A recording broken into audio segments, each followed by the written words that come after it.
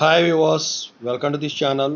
ముందుగా అయితే ఈ ఛానల్ సబ్స్క్రైబ్ చేసుకున్న ప్రతి ఒక్కళ్ళకి మంచిగా జరగాలని చెప్పేసి, పాస్ అయిపోవాలని చెప్పేసి కోరుకుంటూ, ముందుగా అయితే ఏమైనా డౌట్స్ ఉన్నట్టయితే call me four app IDs వచ్చేసరికి డిస్క్రిప్షన్లో ఉన్న వాట్సాప్ గ్రూప్, టెలిగ్రామ్ గ్రూప్, ఇన్స్టాగ్రామ్లో షేర్ చేశాను. ముందుగా వాట్సాప్ గ్రూప్లో జాయిన్ అయ్యి ఆ తర్వాత టెలిగ్రామ్ గ్రూప్లో జాయిన్ అయ్యి ఖచ్చితంగా అయితే కాల్ చేయండి. ఇంతవరకు ఈ ఛానల్ సబ్స్క్రైబ్ చేసుకొని వాళ్ళు ఎవరైనా ఉన్నట్టయితే ఖచ్చితంగా అయితే సబ్స్క్రైబ్ చేసుకొని ఈ వీడియోని లైక్ చేసి 1,00,000 సబ్స్క్రైబర్లకు రీచ్ అవ్వడానికి మీ వంతు కృషి చేయండి. ఇందులో వచ్చేసరికి JNTH నుంచి ఒక మంచి అప్డేట్. దాని గురించి చెప్పబోతున్నంతవరకు కూడా అది ఏంటి అసలు అని చెప్పేసి అందరూ ఎదురు చూస్తూ ఉండొచ్చు. దాని గురించి అయితే చెప్పబోతున్నాను. ముందుగా అయితే డిస్క్రిప్షన్లో ఉన్న తెలుగు ఇంజనీరింగ్ ఎడ్యుకేషన్ ఛానల్ ఏదైతే ఉందో టిప్స్ వీడియోస్ కోసం, software courses work support channel ఏదైతే ఉందో కోర్సుల కోసం, రియల్ టైం ప్రాజెక్ట్స్ కోసం ఖచ్చితంగా సబ్స్క్రైబ్ చేసుకుని మీకు ఉపయోగపడతాయి. ఇక టాపిక్లో వెళితే స్టేటస్. ఈ స్టేటస్ ఏంటి అంటే రీసెంట్గా వచ్చేసరికి first grace marks eligibility list release అయింది. గ్రేస్ మార్క్స్ ఎలిజిబిలిటీ లిస్టు 1 ప్రకారం చాలామంది అప్లై చేసి చాలా రోజులు అవుతుంది. ఇంతవరకు ఎటువంటి అప్డేట్ లేదు.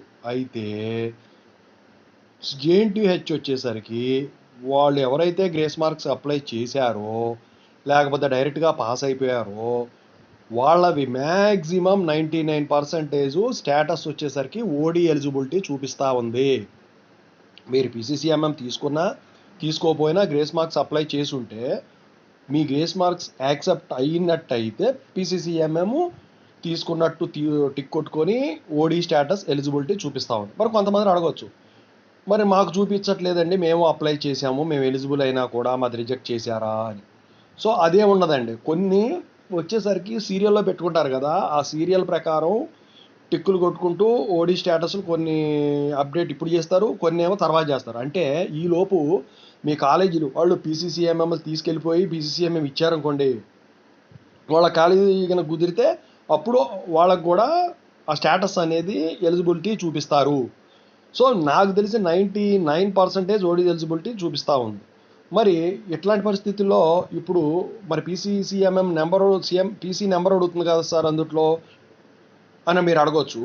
PC నెంబరు అనేది మీ కాలేజీకి వెళ్ళి PCCMM తీసుకున్న తర్వాత అప్పుడు ఖచ్చితంగా అయితే దాని మీద ఉన్న నెంబర్ ఎంటర్ చేసి మీరు ఓడి అప్లై చేసుకోవచ్చు. మీరు మీ దాంట్లోకి ఎంటర్ అయ్యి మీ అకౌంట్లోకి మీకు ఎలిజిబిలిటీ చూపిస్తుందా లేదా, ఎస్ చూపిస్తే ఎస్ అని, లేకపోతే నో అని మాత్రం కామెంట్ చేయండి. Not more than that.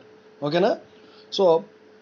ఎందుకంటే దానికి ఇక మరి చూపిపోతే ఏంటి ఇదన్నీ కూడా, లేదా చూపిస్తే ఏంటి PCCMM రావడానికి ఇదేంటి కావాలంటే call me four app IDs వచ్చేసరికి మీకు తెలుసు కదా. ఖచ్చితంగా అయితే కాల్ చేయండి. మీకైతే మీ సమస్య పరిష్కరించడానికి నేను మ్యాక్సిమం ట్రై చేస్తాను, నా వంతు కృషి.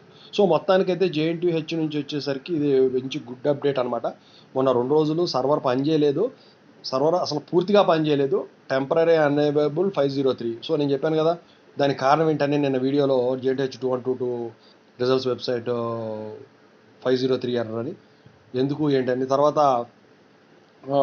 సర్వీస్ రీస్టార్టెడ్ అని చెప్పేసి అది వీడియో పెట్టాను. అందుట్లో దానికి క్లుప్తంగా చెప్పాను, మీది కూడా అందుట్లో ఉంటుంది. ఖచ్చితంగా అయితే చూసుకోండి.